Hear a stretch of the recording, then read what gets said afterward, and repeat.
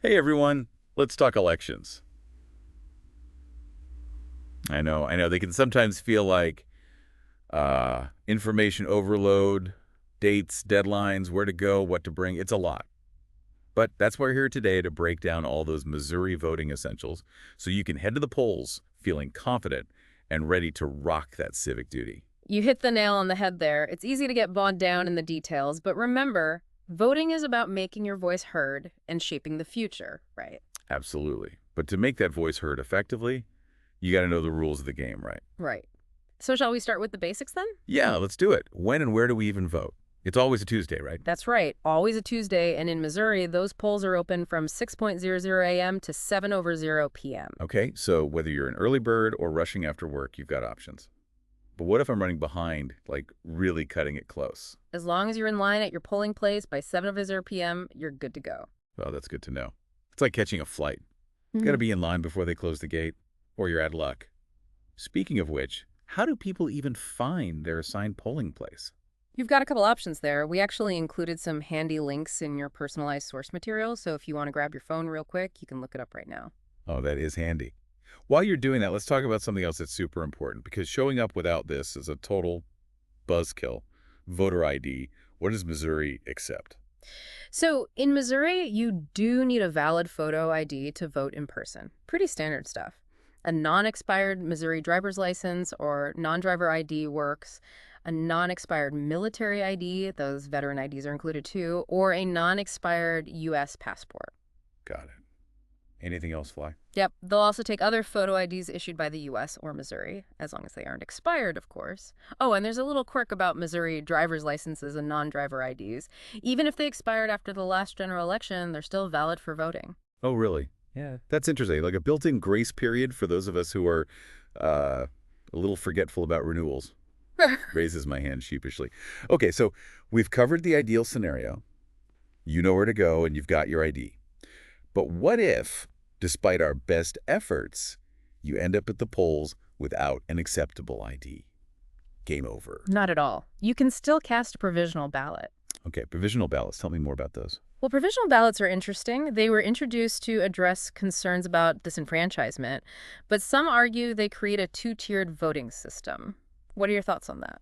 You know, it's a really complex issue, isn't it? On one hand, you want to make sure everyone who is eligible can vote.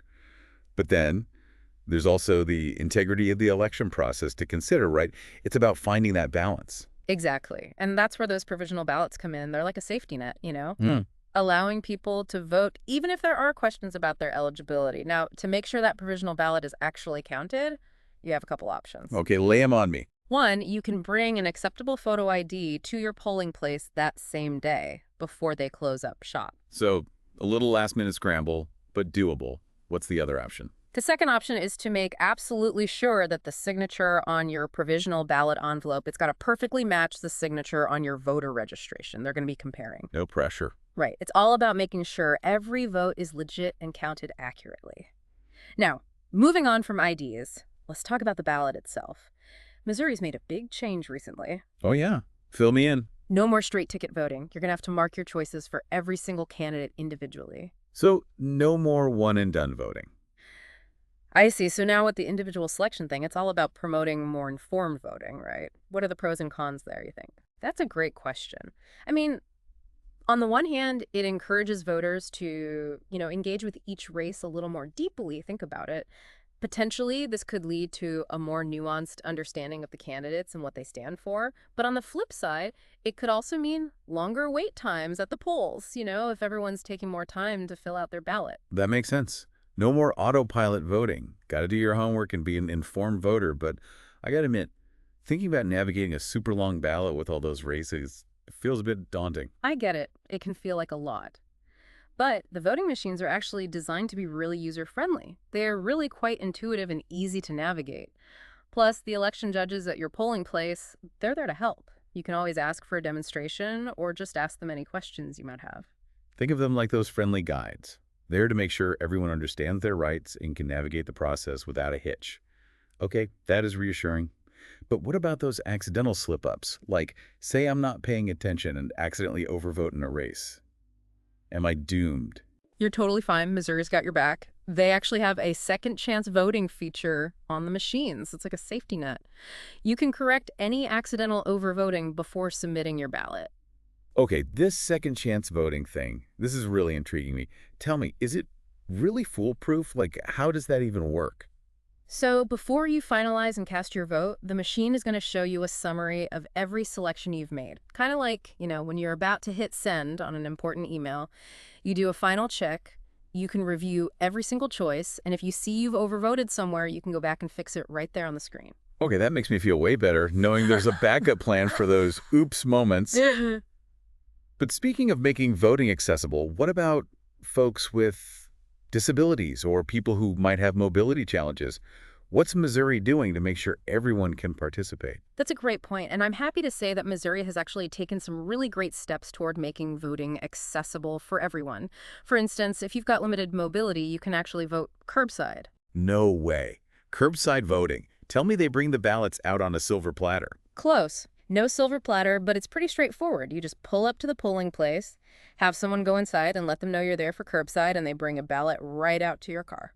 That is seriously awesome. Talk about convenience. Yeah. Are there other options for people who maybe wouldn't be able to navigate a typical polling place setup? Absolutely. If your assigned polling place just isn't accessible for whatever reason, maybe it's up a bunch of stairs or there aren't adequate ramps, you can actually request to be assigned to a different location that's more accessible. Okay, so there's some flexibility built into the system. I like it. Totally.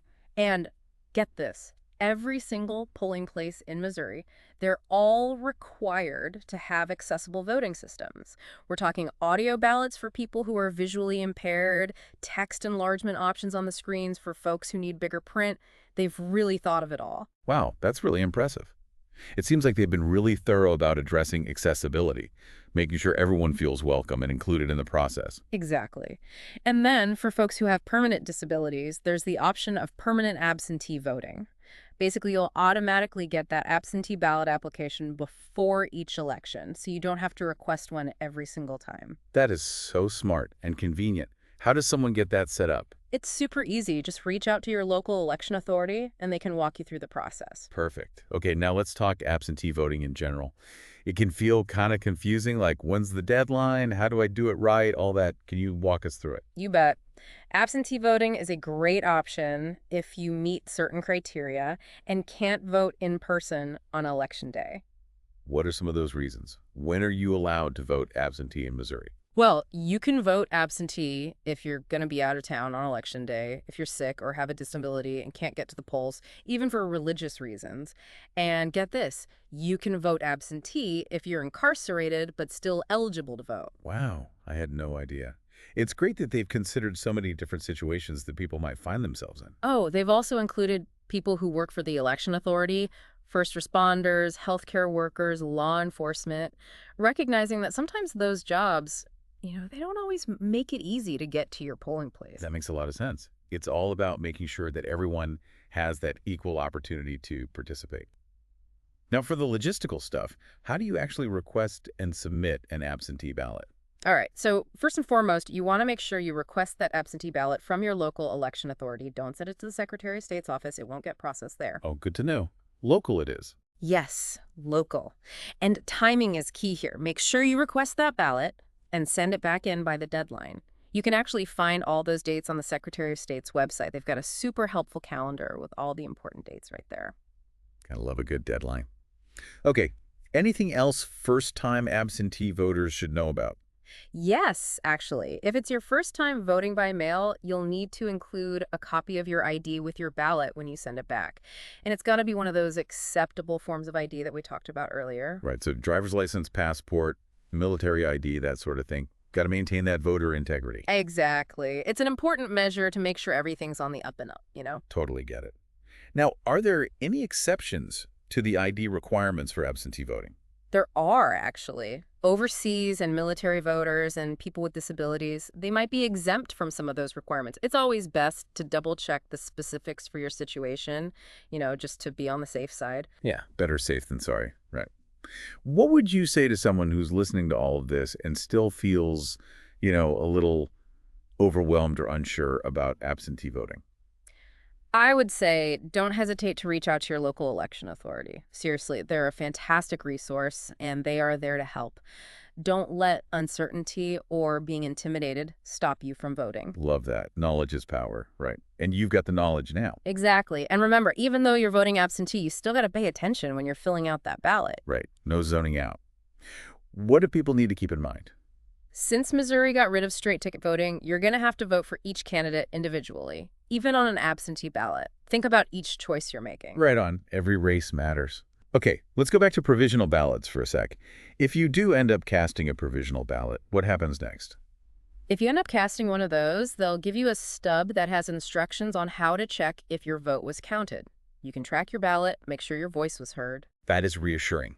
Makes you feel like it really counts. It absolutely does. And that's another thing that's so important to emphasize. The dedication to getting every single vote counted accurately.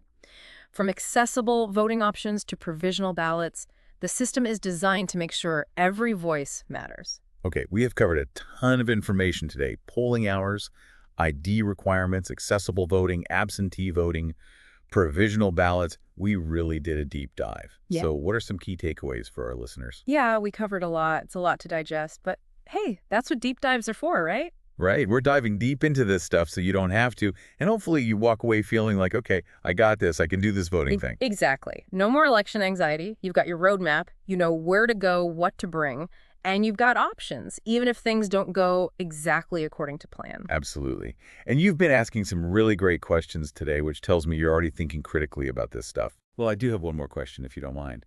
What if, even after this deep dive, someone is still feeling a little unsure about something?